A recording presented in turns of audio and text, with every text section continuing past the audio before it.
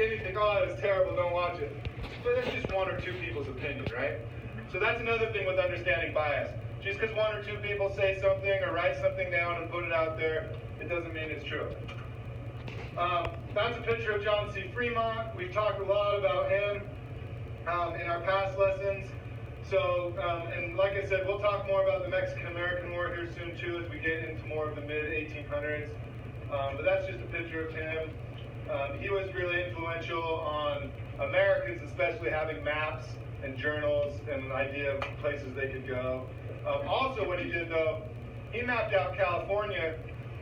America wanted California not only because of the huge coastline to do trades with other ships, but California is a great area for growing things too. Okay, almonds, avocados, just tons of fruits and vegetables that you can grow there. It's like perfect growing land.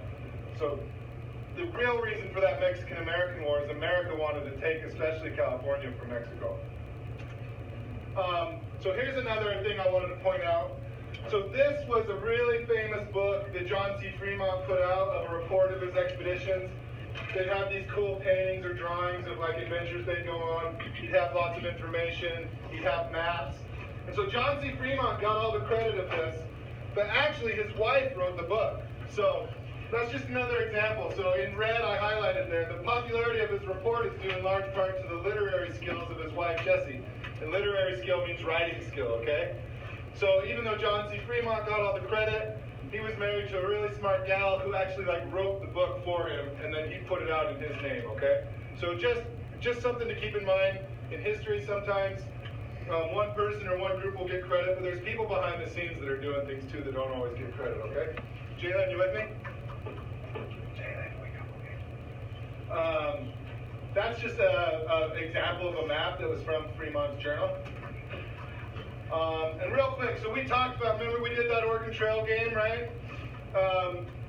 And we talked about wagons. So most of the people that would travel on wagons would, Tui, sit up. Once we get our lesson going, you'll be up and going, okay? So these were really hard work. The people who would walk, like the Mormons that came here with their hand carts, they usually would walk like 20 to 30 miles a day. I don't know if you guys have ever jogged a mile or 5 miles or walked a few miles, but it's tiring. So think of doing like 20 to 30 miles a day on your feet and only getting one meal a day, okay? On wagons, since they had horses and ox pulling them, they would go much further, sometimes 2 to 3 longer than that.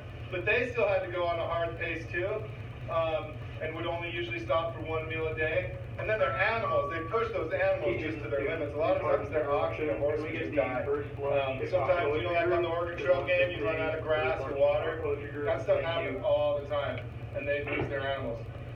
Has anyone heard the term circle the wagons? They use it a lot in football now. Has anyone heard that term? Maybe they don't say that much anymore. Hey, Luis, wake up. So circle the wagons kind of means to like defend your area. And so where that term came from was quite literally, hi. Hi, sorry to interrupt. May I inform Riley, please? Sure. Oh, good work. So quite literally when these wagon trains would stop for the night, they would get their wagons in a big defensive circle and sleep inside of it. And you know, they'd have dogs and things like that, or have people guard, you know. We were talking about that with the Oregon Trail game, like why doesn't it let you guard things? Why do the thieves come? In real life, they would guard them, right? And then so if you got attacked by like an Indian tribe or thieves, you would already have your wagon set up as like a defensive fort, and they would get their guns set up and they would protect themselves from the inside of their wagon circle. So circle the wagons, that's where that term came from, all right? And I know 50,000 people may not sound like a lot of people, but back then it was a lot of people. So in 20 years, about 50,000 people came from the East Coast and made it all the way to Oregon.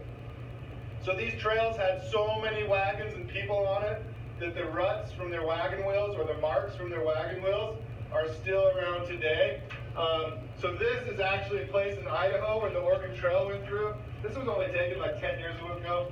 Sorry, it's a little bit grainier than I wanted, but so this is an actual road right here where cars go. But look, see these ruts? That's the marks from wagons.